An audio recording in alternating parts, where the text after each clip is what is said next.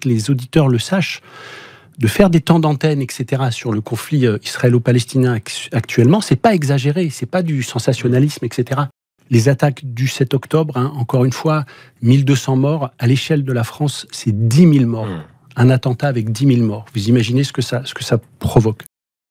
Les 35 000 morts civils de Gaza, et c'est sans doute plus, parce qu'il y en a sous les décombres, à l'échelle de la population française, donc sur les 2,5 millions d'habitants de Gaza, ramener la population française, ce serait 1 million de morts, dont 600 000 femmes et enfants.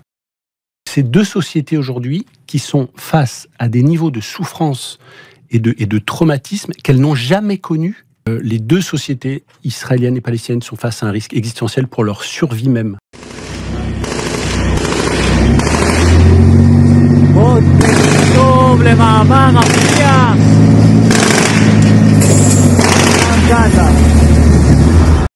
Madame la Présidente, Monsieur le Premier ministre, alors que le Hamas venait d'accepter la proposition d'accord de cessez-le-feu des médiateurs qataro-égyptiens, le gouvernement israélien a décidé de mener une attaque terrestre à Rafah. L'ampleur et la gravité des souffrances infligées aux civils palestiniens est incommensurable. Et malgré tous les efforts des travailleurs humanitaires, elles doivent cesser. Déjà en 7 mois, plus de 35 000 morts, dont 14 000 enfants. La communauté internationale, la France, doit réagir au plus vite pour obtenir un cessez-le-feu immédiat et la libération des otages israéliens. La Cour internationale de justice a ordonné à Israël de prendre des mesures conservatoires afin de prévenir le génocide contre les Palestiniens à Gaza. Il est grand temps que la communauté internationale prenne ses responsabilités à l'égard du gouvernement israélien pour le contraindre à respecter cette décision. Cela passe notamment par un embargo sur les armes à destination d'Israël et la suspension immédiate de l'accord d'association entre Israël et l'Union européenne. Il y a une dimension coloniale dans le sionisme. Quand Théodore Herzl précise qu'il faut se débarrasser de la population arabe, cette population-là, ce sont les Palestiniens. Donc il y a je crois, un pan dans le sionisme qui nourrit cette doctrine coloniale, et je crois que Israël est malade de son colonialisme. Et je crois que là, ce qui est en jeu pour Israël, que vous qualifiez d'État terroriste depuis 1948. C'est un État qui terrorise les Palestiniens depuis 1948. Moi, vous l'avez peut-être introduit, mais je suis une descendante de la Nakba. Ma famille a été terrorisée par les attaques des milices sionistes en 1948. Il y a 532 villages qui ont été rasés. Inan Papé, un historien israélien qui a eu accès aux archives, a documenté ce qu'il appelle un nettoyage ethnique. Donc c'est une réalité. Il faut comprendre aussi la souffrance palestinienne dans cette dimension-là. Quand vous tweetez, quand vous affirmez From the River to the Sea, ce fameux slogan en anglais qui en français donne du fleuve à la mer, est-ce que vous revendiquez un territoire qui effacerait l'État israélien? Non, ce slogan-là, il s'inscrit dans une revendication d'égalité de droit. J'ai travaillé sur l'apartheid depuis 2015. Une égalité de droit, mais qui efface l'État d'Israël? Non, jamais. Non. Et je l'ai dit, même dans Libération, dans Mediapart, que c'est absolument pas une logique anti-israélienne, que je veux une cohabitation totale. C'est-à-dire que moi, mon idéal, ce n'est pas d'avoir des frontières entre les Israéliens et les Palestiniens, ce n'est pas d'avoir une logique démographique de séparation entre les Israéliens et les Palestiniens pour ce qu'ils sont. C'est une cohabitation totale. Donc c'est la fin d'un régime d'apartheid, qui est le prisme sur lequel j'ai travaillé depuis un État binational. Votre oui, idéal. Ça c'est mon idéal, mais j'ai bien conscience que le pragmatisme... Non, mais c'est-à-dire qu'à chaque fois on en revient à la même question, c'est-à-dire est-ce qu'il faut ou non un État d'Israël? Un État d'Israël, un État à part entière. Mais ça, faut le poser à Netanyahou. Non, mais moi, je vous pose la question. Mais oui, mais moi, je suis, si vous voulez, en train de constater impuissante qu'il y a une colonisation qui a implanté 800 000 colons sur les territoires palestiniens, qu'il y a une réalité d'occupation de ces territoires, que aujourd'hui c'est en réalité Israël qui empiète sur les territoires palestiniens, et aujourd'hui c'est Israël qui menace cette perspective d'un État palestinien viable aux côtés d'un État israélien. Donc on peut pas venir reprocher, si vous voulez, aux Israéliens, aux Palestiniens, à un moment donné, de penser une alternative qui nous permette de sortir de cet apartheid. Madame la Présidente, Madame la Première ministre, nos pensées se tournent à cette heure vers le Proche-Orient où les peuples israéliens et palestiniens souffrent encore une fois. Je souhaite, depuis cette Assemblée, exprimer une pensée emplie d'humanité pour les otages, les civils tués en Israël par les actes de terreur perpétrés par le Hamas, ainsi que pour les civils qui, à Gaza, sont tués sous les bombes de Tsahal. Nous condamnons tous ces crimes de guerre. Un seul message doit parvenir du concert des nations en cette heure si grave, une heure qui n'est en rien propice aux polémiques franco-françaises. Un seul message doit parvenir du concert des nations, cessez le feu. C'est un message qui nous vient du secrétaire général des Nations Unies, du pape ou de Lula qui préside le Conseil de sécurité des Nations Unies. Cessez le feu, car le pire est à prévoir quand le ministre de la Défense israélien assiège Gaza, privant 2 millions de civils d'eau, d'électricité et de nourriture. Violation du droit international face auquel la France ne peut rester silencieuse. Nous n'avons jamais eu autant besoin du courage de la paix que dans ces moments. Cela fait trop longtemps que la communauté internationale a laissé la situation s'envenimer. 2 communiqués du Quai d'Orsay, un communiqué du président de la République. Pas un appel au cessez-le-feu, pas une fois le mot paix. Notre pays rompt avec la tradition diplomatique qui est la nôtre au Proche-Orient depuis 65 ans. Il nous faut œuvrer au rétablissement d'un processus de paix qui mène à 2 États, sans quoi les horreurs passées s'amplifieront non seulement des atrocités présentes, mais aussi des désastres à venir. Aucune paix durable ne peut voir le jour sans respect du droit international et sans mettre fin à la colonisation. Alors, allez-vous, Madame la Première ministre, retrouver la voix indépendante qu'a toujours portée la France, de Charles de Gaulle à Jacques Chirac. La voix de la France qui, quand elle parle, est écoutée. La voix de la France qui fait entendre la parole de la paix et ne s'aligne pas sur les positions va-t-en-guerre d'un gouvernement d'extrême droite. La voix de la France qui réaffirme que toutes les vies comptent, sans exception. La France, Madame la Première ministre, va-t-elle retrouver la langue de la paix ?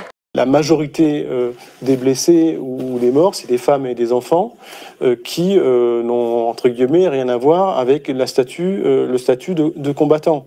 Mais ceci dit, ça renvoie effectivement cette manière, ces règles d'engagement qui, au fond, ne prennent pas trop de considération pour les civils, ou très peu, questionne et renvoie aussi à des discours politiques, et ça revient aussi à la question que vous évoquiez tout à l'heure sur le risque des génocides, d'acteurs politiques de haut niveau israéliens, que ce soit le président ou des députés ou autres, qui ont dès le départ dit que de toute façon tous les Gazaouis étaient responsables de ce qui s'était passé.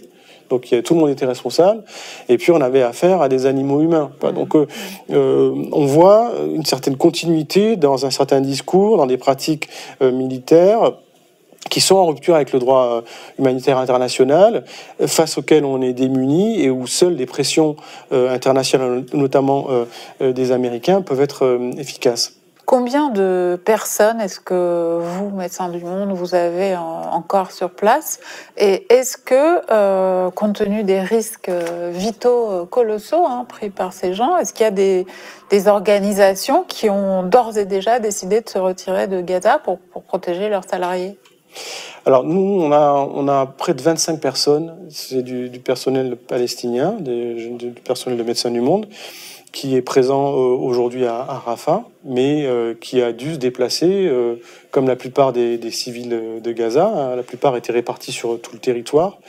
On a des opérations donc aujourd'hui dans le sud de la bande de Gaza, où on travaille dans des conditions difficiles, où nos équipes sont à la fois soumis au même registre que les autres civils, c'est-à-dire qu'ils doivent chercher à manger, à boire à longueur de journée, et en même temps arriver à s'organiser pour pouvoir mener les missions humanitaires de Médecins du Monde. Mais on n'est pas opérationnel dans le centre et dans le nord de la bande de Gaza, comme dans la plupart des ONG internationales, parce que les conditions de sécurité ne sont pas adéquates et on ne peut pas envoyer des équipes, je dirais, se faire tuer comme on a pu le voir notamment pour l'association World Central Kitchen. Donc aujourd'hui, on n'a pas les conditions de sécurité, les garanties suffisantes pour faire en sorte d'envoyer des équipes dans d'autres espaces que le sud de Gaza. C'est pour ça qu'on est aussi terrifié à l'idée d'une possible attaque terrestre sur Rafah, parce que il a fallu beaucoup d'énergie, de courage à nos équipes qui ont été déplacées à plusieurs reprises, comme le reste des civils, pour reconstituer des stocks, se reconstituer des lieux de vie avec leurs enfants, puis ensuite rouvrir un bureau pour Médecins du Monde, restratégiser des interventions. Voilà, on arrive un peu à s'organiser aujourd'hui pour travailler dans le Sud. Encore une fois, à minima, on n'a pas suffisamment de matériel, pas assez de médicaments et autres, mais on arrive un petit peu à faire de la santé mentale, des consultations de santé primaire. Mais c'est vrai que s'il y a une attaque terrestre, alors cela va désorganiser tout notre travail et mettra en péril et en danger nos équipes, et évidemment nos programmes. Donc aujourd'hui, on arrive un petit peu à travailler. World Central Kitchen a quitté, aujourd'hui ne travaille plus dans la région, en tout cas au lendemain de la mort de 7 de ses volontaires, ils ont arrêté leur travail.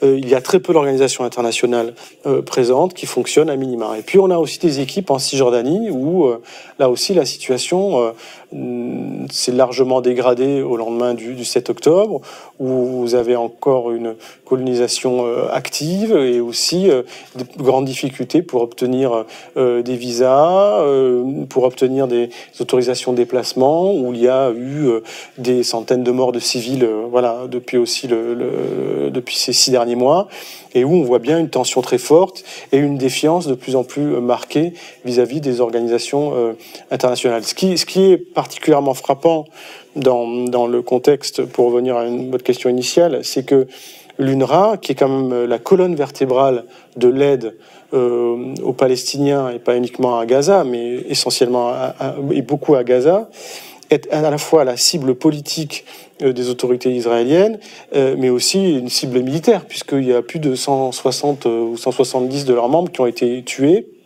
comme des autres membres d'ONG ont été tués. Donc, de manière délibérée, les acteurs humanitaires sont considérés comme un problème en tant que tel. Et ce que je trouve assez choquant aussi, c'est que cette approche-là, elle a eu des répercussions, y compris chez nous. Il y a eu plusieurs journalistes, je pense à fin 2023, qui dans certains de leurs éditos expliquaient que les humanitaires comme MSF et d'autres n'en faisaient pas assez pour les otages et que nous étions de fait un problème. Alors que le problème, c'est les mortalités sous les bombes et le blocus. Mais non, mais on a été présenté comme un problème. Alors, il faut en permanence réexpliquer que des ONG comme Médecins du Monde ou Médecins sans frontières, on n'a pas de mandat comme le CICR, par exemple, ou les Croix-Rouges. On n'a pas la capacité politique, RH, logistique, de pouvoir notamment suivre tout ce qui relève des prisonniers de guerre ou des otages. On n'a pas cette expertise-là. Donc, il ne faut pas nous reprocher des choses qu'on ne sait ou qu'on ne peut pas faire. Voilà, on n'a pas de mandat pour faire cela. On est par ailleurs des organisations qui fonctionnons sur des principes d'impartialité, d'indépendance, de solidarité, et on intervient en général sur des zones de conflit des part et d'autre de la ligne de front. Et au lendemain du 7 octobre, on était évidemment prêt à intervenir si nécessaire pour aider les services hospitaliers israéliens à gérer les blessés notamment, mais le système de santé israélien est solide, a réussi à répondre aux besoins, et tant mieux, et on n'a pas été sollicité. Voilà, mais on serait intervenu, on aurait en tout cas probablement amené notre expertise si on avait pu être une plus-value par rapport à leur dispositif, et ça n'a pas été le cas. Donc voilà, les humanitaires, dans ce contexte-là, sont aussi des cibles, deviennent potentiellement un problème dans une propagande qui est relayée par des acteurs partie prenante au conflit, et ça, c'est quand même quelque chose d'assez dur et qui est inquiétant. Quand on dit rendre Gaza inhabitable, c'est le but des ministres suprémacistes du gouvernement Netanyahou. Ils l'ont dit explicitement devant des micros. Smotrich encore hier a dit il faut tout détruire, et il a ajouté personne à Gaza n'a le droit de vivre sous le ciel.